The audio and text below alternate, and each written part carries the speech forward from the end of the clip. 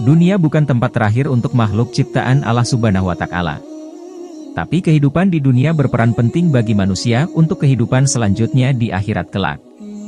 Hanya saja tidak banyak manusia yang memanfaatkan kesempatan tersebut. Bagi seseorang yang ingin meninggal dalam keadaan husnul khatimah, baik, hendaknya membiasakan diri untuk melakukan amalan yang diperintahkan oleh Allah Subhanahu wa Ta'ala. Selain itu, amalan yang telah dilakukan juga dapat menjadi penerang di alam kubur. Berikut 4 amalan yang akan menerangi kita di alam kubur kelak. 1. Menjaga salat 5 waktu. Salat merupakan perintah Allah Subhanahu wa Ta'ala dan berbeda dengan ibadah lainnya. Salat adalah ibadah pertama yang akan dihisab di akhirat kelak. Salat juga dapat menerangi kuburan muslim yang taat.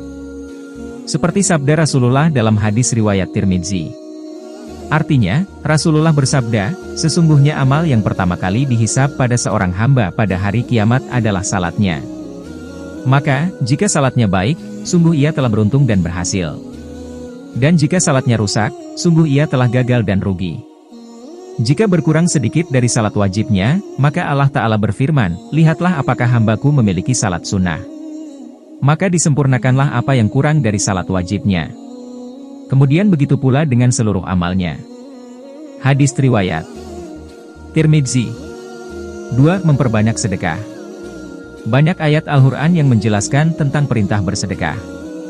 Hal ini bukan sekedar keikhlasan memberi, melainkan Rasulullah memberitahu bahwa sedekah dapat menjadi naungan umat manusia di hari kiamat kelak. Rasulullah bersabda, naungan orang beriman di hari kiamat adalah sedekahnya. Hadis riwayat Ahmad. 3. Banyak membaca Al-Quran. Sebagai umat muslim, membaca Al-Quran merupakan suatu ibadah yang dianjurkan. Sebagai kitab suci yang mulia, dengan membacanya akan membuat hati menjadi tenang.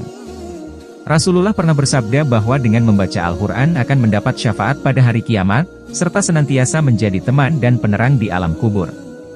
Bacalah Al-Quran karena sesungguhnya di hari kiamat nanti ia akan menjadi syafaat kepada orang-orang yang mengikutinya. Hadis riwayat Muslim. 4. Perbanyak bertasbih. Terakhir adalah perintah bertasbih. Ini sangat jelas disebutkan dalam Quran Surah Al-Ahzab ayat 41-42. Artinya, hai orang-orang yang beriman, berzikirlah, dengan menyebut nama Allah, zikir yang sebanyak-banyaknya. Dan bertasbihlah kepadanya di waktu pagi dan petang. Quran Surah Al-Ahzab 41-42.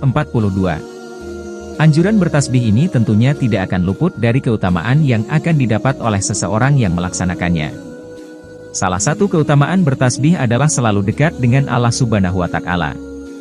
Seperti hadis riwayat Muslim yang berbunyi, artinya, dari Abu Hurairah dia berkata, Nabi Shallallahu Alaihi Wasallam bersabda, Allah Azza wa Jalla berfirman, aku sesuai prasangka hambaku kepadaku, dan aku akan bersamanya selama ia mengingatku. Jika ia mengingatku dalam dirinya maka aku akan mengingatnya dalam diriku, jika ia mengingatku dalam sekumpulan orang maka aku akan mengingatnya dalam sekumpulan yang lebih baik dan lebih bagus darinya. Jika ia mendekat kepadaku 1 jengkal maka aku akan mendekat kepadanya 1 hasta, jika ia mendekat kepadaku 1 hasta maka aku akan mendekat kepadanya 1 depa, dan jika ia mendatangiku dengan berjalan maka aku akan mendatanginya dengan berlari.